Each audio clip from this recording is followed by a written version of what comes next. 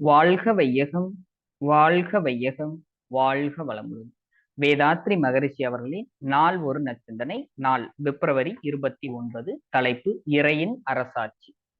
ஒருவர் இறை உணர்வு பெற்று விடுகிறார். அவர் பெறும் விளக்கம் என்ன? பேரியக்க மண்டலம் முழுவதும் காணப்படும் காட்சிகள் விண் எனும் நுண்துகளும் இறைவெளியும் தான். இந்த இரண்டு தத்துவங்களின் கூட்டு இயக்கம்தான் அனைத்து தோற்றங்களும். ஒவ்வொரு தோற்றத்திலும் விண், வெளி இவற்றின் விகித அளவுதான் வேறுபடும்.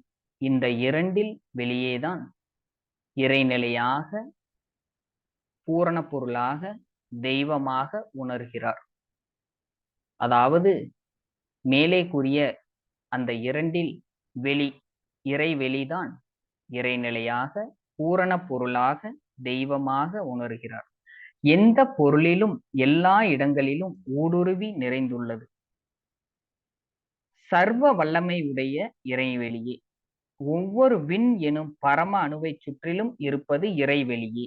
விண் துகள் சுழற்சி விரைவில் சூழ்ந்துள்ள இருப்பு நிலையாகிய இறைவெளியில் உரசும் போது இயலும் அலையே காந்தம். இந்த காந்தம் விண்கலம், காற்று, அழுத்த காற்று, நீர், நிலம் ஆகிய ஐம்பூதங்களில் முறையே அழுத்தமாக, ஒளியாக, ஒளியாக, சுவையாக, மனமாக தன்மாற்றம் பெறுகிறது. அதே காந்தமானது சீவ இனங்களில் மனமாக இயங்குகின்றது. இறைநிலையிலிருந்து விண் துகளின் உரசலால் எழுந்த காந்த அலை அதே விண்துகள் கூட்டு இயக்கங்களான பஞ்சபூதங்களில் பஞ்ச தன்மாத்திரைகளாகவும் உயிரினங்களில் மனமாகவும் இயல்பூக்கம் பெற்று இயங்குகிறது. அதே காந்த ஆற்றல்தான் ஒரு சீவன் உண்ணும் உணவை ரசம், இரத்தம், சதை, கொழுப்பு, எலும்பு, மூளை, சுக்கிலம் ஆகிய 7 தாதுக்களாக மாற்றி உடலை சீராக நடத்துகிறது.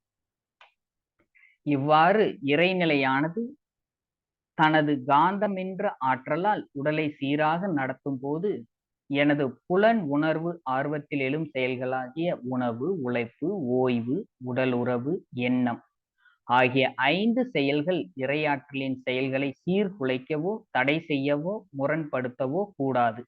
அதற்கு ஒத்த வழியிலேயே என் புலன், மனம் விருப்ப செயல்களை அமைத்து அந்த இறைநெறி வழிபட்டு அந்த வழியே வாழ வேண்டும் என்ற விளக்கமும் அதற்கேற்ற செயல்களும் தான் இறை வழிபாடு.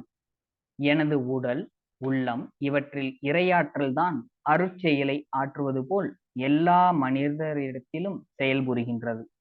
சீவனின் உடலில் மாத்திரமன்று எல்லா சட பொருளிலும் அவ்வியற்கை ஆற்றலின் அறிவாட்சி தரத்தை மதித்து நான் செயல்புரிய வேண்டும் என்ற இறை உணர்வில் தெளிந்த அறிவின் விழிப்பில் வாழும் வாழ்க்கையே உண்மையான வழிபாடாகும்.